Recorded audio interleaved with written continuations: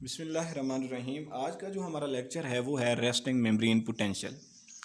Resting membrane potential यानी अभी कोई नर्व इम्पल्स नहीं आया न्यूरॉन के पास, तो उस वक्त उसकी क्या हालत होगी रेस्ट की हालत में, इसे हम आज देखेंगे। अभी वो रेस्ट की हालत में है, उसके पास कोई नर्व इम्पल्स नहीं आया। ये वाली जो मैंने मेम्ब्रेन्स बनाई हैं ये है एक्सॉन की मेम्ब्रेन। लास्ट लेक्चर में जो हमने एक्सॉन का स्ट्रक्चर देखा था, अगर मैं उसको दोबारा दिखाऊं तो आज जो हम पढ़ रहे हैं वो है ये वाली मेम्ब्रेन एक्सॉन की। यानी इसके अंदर चार्जेस क्या होंगे, बाहर चार्जेस क्या होंगे, रेस्ट की हालत में इसके चार्जेस की क्या हालत होगी, इसका पोटेंशियल क्या होगा, आज इसी लेक्चर में हम यही पढ़ेंगे। अब ये वाला एक्सॉन ये मैंने यहाँ पे ट्रांसमिट कर दिया, ये वाला हिस्सा ठीक समझ आ गई। आगे हम देखते हैं इसके अंदर चार्जेस की क्या कंपोजिशन होगी, यानी चार्जेस क्या होंगे। अगर देखा जाए तो रेस्ट की हालत में अंदर वाला जो चार्ज होता है वो नेगेटिव होता है और बाहर वाला जो होता है ये पॉजिटिव होता है। अंदर वाला क्यों नेगेटिव होता है, बाहर वाला क्यों पॉजिटिव होता है, यानी मेम्ब्रेन के अंदरूनी हिस्सा जो होता है वो ज़्यादा नेगेटिव होता है, बाहर वाला हिस्सा जो होता है वो ज़्यादा पॉजिटिव होता है। अंदर नेगेटिव इसलिए होता है, इसमें एनाइन ज़्यादा होते हैं। एनाइन से मुराद प्रोटीन्स हो गई, क्लोराइड आइंस हो गए, प्रोटीन्स क्लोराइड आइंस हो गए, वो अंदर ज़्यादा होते हैं, इसीलिए ये नेगेटिव होती है बनस्पत केटाइन के। केटाइन मैंने ये नहीं कहा कि केटाइन होते नहीं हैं, केटाइन होते हैं, लेकिन एनाइन की ज़्यादा कंसंट्रेशन की वजह से अंदर वाला हिस्सा जो होता है वो होता है नेगेटिव, जबकि बाहर केटाइन की ज़्यादा कंसंट्रेशन होती है, इसीलिए बाहर वाले हिस्से में सोडियम ये वाले ज़्यादा होंगे, सोडियम पोटाशियम, मतलब कि बाहर पॉजिटिव चार्ज ज़्यादा होगा बनस्पत एनाइन के। अब मैंने केटाइन का कहा, केटाइन का भी थोड़ा डिफरेंस होगा। अंदर जो है वो पोटाशियम आयंस जो होंगे वो ज़्यादा होंगे बनस्पत सोडियम आयंस के, बाहर जो होगा वो सोडियम आयंस ज़्यादा होगा बनस्पत पोटाशियम आयन के। अभी ये रेस्ट की हालत में है। क्या कहा मैंने कि रेस्ट की हालत में अंदर वाला हिस्सा ज़्यादा नेगेटिव होता है, बाहर वाला हिस्सा ज़्यादा पॉजिटिव होता है। जब रेस्ट की हालत में पोटेंशियल मेजर किया तो ये देखा गया कि मैंने 70 मिली वोल्ट रेस्ट की हालत में ये पोटेंशियल हमने मेजर किया। रेस्ट की हालत में इसका जो वोल्टेज है वो है -70 मिली वोल्ट। अभी कोई नर्व इम्पल्स नहीं आई, अभी कोई मैसेज नहीं आया, अभी कोई चार्जेस में डिस्ट्रीब्यूशन नहीं आई। अब इसी मेम्ब्रेन के ऊपर कुछ पंप्स मौजूद होते हैं। ये वाला हिस्सा जो मैं दिखा रहा हूँ, इसको और इसके दरमियान जो हिस्सा है इसे हम इंट्रा सेलुलर फ्लूइड, जिसे हम एक्सोप्लाज्म कह रहे हैं। एक्सोप्लाज्म वो लास्ट वाला लेक्चर दोबारा ये देखें, एक्सोप्लाज्म एक्सोन का अंदर वाला जो साइटोप्लाज्म है उसे हम एक्सोप्लाज्म कहते हैं।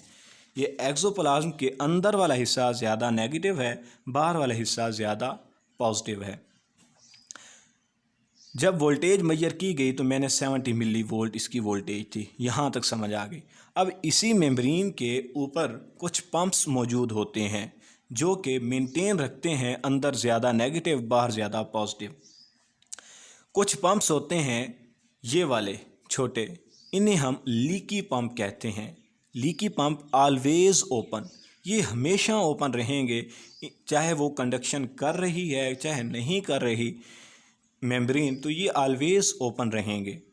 इनके अंदर ये मैं कह देता हूँ कि सोडियम अगर बाहर कंसंट्रेशन पॉजिटिव आयन की ज़्यादा है तो ज़ाहिर सी बात है कि नेचर का ये असूल है कि ज़्यादा से हमेशा कम की तरफ फ्लो करेगी कोई भी चीज़ होगी।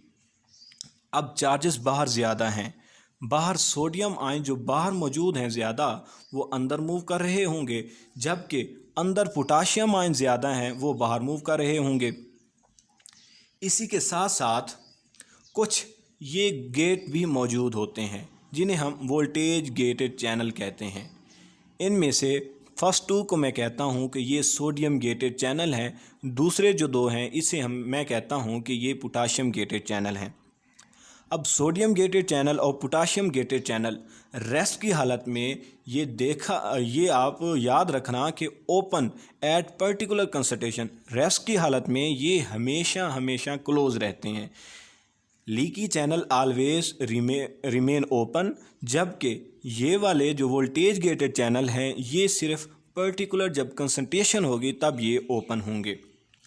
इसी के साथ साथ अगर ये लीकी चैनल ओपन रहें, सोडियम बाहर चले जाएंगे, अंदर आ रहे हैं, पोटाशियम बाहर जा रहे हैं, एक वक्त ऐसा होगा कि इक्विलिब्रियम कैम हो जाएगा। अगर इक्विलिब्रियम कैम हो गया तो इसका मतलब है ख़त्म। हमारी जो ज़िंदगी है, याद रखिएगा कि ये नॉन इक्विलिब्रियम की हालत में है। अगर इक्विलिब्रियम कैम हो गया तो इसका जो फंक्शन है वो ख़त्म हो जाएगा। अब इस इक्विलिब्रियम को मेंटेन होने से रोकने के लिए यहाँ जो है वो एक पंप मौजूद है जिसे हम सोडियम पोटाशियम पंप कहते हैं। सोडियम पोटाशियम पंप, इसका जो मेन फंक्शन है बेसिकली ये एक एटीपीएज इंजाइम है। ये एक इंजाइम है। इसका जो मेन फंक्शन है ये अंदर से सोडियम को, जो बाहर से अंदर आ रहे हैं, अंदर से सोडियम को 3 सोडियम को उठा के बाहर फेंकेगा, जबकि 2 पोटाशियम को उठा के अंदर फेंकेगा। यानी ये डिफरेंस क्रिएट करेगा। इसी डिफरेंस क्रिएट होने से इसके अंदर इक्विलिब्रियम नहीं आएगा। अब रेस्ट की हालत में इसका हमने कहा कि मैंने 70 मिली वोल्ट ये जो है वोल्टेज होगा। अब ये कैसे कैम होता है ये देखें। 3 सोडियम बाहर जा रहे हैं, उसकी निस्बत 2 पोटाशियम अंदर आ रहे हैं। अब 3 और 2 का जब डिफरेंस निकालेंगे तो ये निकलेगा -1 या 2-3 -1 निकलेगा, जो कि यानी कि सोडियम बाहर जाएंगे, 2 पोटाशियम अंदर आएंगे, 1 चार्ज का फ़र्क पड़ेगा, वो माइनस होगा। इसी तरह आगे जो होगा मेम्ब्रेन के आगे वाले हिस्से में भी तो यही पार्ट होंगे। वो 3 सोडियम बाहर फेंकेगा, 2 पोटाशियम अंदर ले आएगा। ये डिफरेंस होते होते -70 मिली वोल्ट तक ये डिफरेंस एटीपीएज एंजाइम जो है ये कायम रखता है, स्टेबल रखता है। अब अगर हम देखें तो ये जो हैं लीकी चैनल में बाहर ज़्यादा कंसंट्रेशन से अंदर कंसंट्रेशन ज़्यादा, बाहर ज़्यादा कंसंट्रेशन है जबकि अंदर कम कंसंट्रेशन है, तो charge always flow from higher to lower. बाहर पॉजिटिव हैं तो सोडियम बाहर से अंदर आएंगे लीकी चैनल में, जबकि पोटाशियम जो हैं ये बाहर जाएंगे। अब जो है इसे हम कह सकते हैं कि ये डिफ्यूजन के ज़रिए, डिफ्यूजन बेसिकली क्या है कि हायर से लोअर की तरफ मूव करना, ये डिफ्यूजन के ज़रिए चार्जेस मूव कर रहे हैं। अब इनको हमने अभी नहीं छेड़ा। ये कौन से हैं? Voltage gated channel. यानी वोल्टेज गेटेड चैनल अभी तक ये क्लोज हैं। इनका आगे फंक्शन होगा जब ये एक्टिव होगी। अभी रेस्ट की हालत में इसकी क्या हालत है वो मैंने एक्सप्लेन की। दोबारा एक मरतबा रिपीट कर देता हूँ। कोई भी रेस्टिंग मेम्ब्रेन है, यानी एक्सॉन की जो रेस्टिंग मेम्ब्रेन है, अगर कोई इम्पल्स नहीं आया उसकी हालत क्या होगी? वो अंदर पॉजिटिव नेगेटिव ज़्यादा होगा, बाहर पॉजिटिव ज़्यादा होगा। इसका जब पोटेंशियल मेजर किया तो मैंने 70 मिली वोल्ट होगा। अंदर क्यों नेगेटिव होगा? क्योंकि एनायन की कंसंट्रेशन ज़्यादा है। बाहर क्यों पॉजिटिव ज़्यादा होगा? क्योंकि केटायन की ज़्यादा कंसंट्रेशन है। यहाँ पे लीकी चैनल हैं जो कि हायर टू लोअर चार्जेस को मूव कराएंगे। ये वोल्टेज गेटेड चैनल अभी तक क्लोज होंगे। ये जो है एटीपीएज जो कि एक पंप है, ये इनके इक्विलिब्रियम कैम होने को रोकता है। 3 सोडियम को ये बाहर फेंकेगा जबकि 2 पोटाशियम को अंदर फेंकेगा, और इसके नतीजे में ये एक एटीपी यूज़ करेगा। एक एटीपी को ये यूज़ करते हुए 3 सोडियम को बाहर और 2 पोटाशियम को अंदर। अगर मैं कहूँ कि अगर आप मेरी बात ना भी सुने तब भी आपकी जो नर्व है, आपके जो न्यूरॉन है, उसकी जो एक्सॉन की लेयर है वो एटीपी यूज़ कर रही है। वो क्यों? क्योंकि रेस्ट की हालत में भी ये एक एटीपी यूज़ करके 3 सोडियम को बाहर फेंक रहा है और 2 पोटाशियम को अंदर, यानी एटीपी रेस्ट की हालत में भी यूज़ हो रही है। ये है अभी कोई भी नर्व इम्पल्स नहीं आई। जब कोई भी नर्व इम्पल्स नहीं आई तब इसकी ये हालत है। जब नर्व इम्पल्स आती है तब कौन सी हालत होती है वो हम अभी देखेंगे।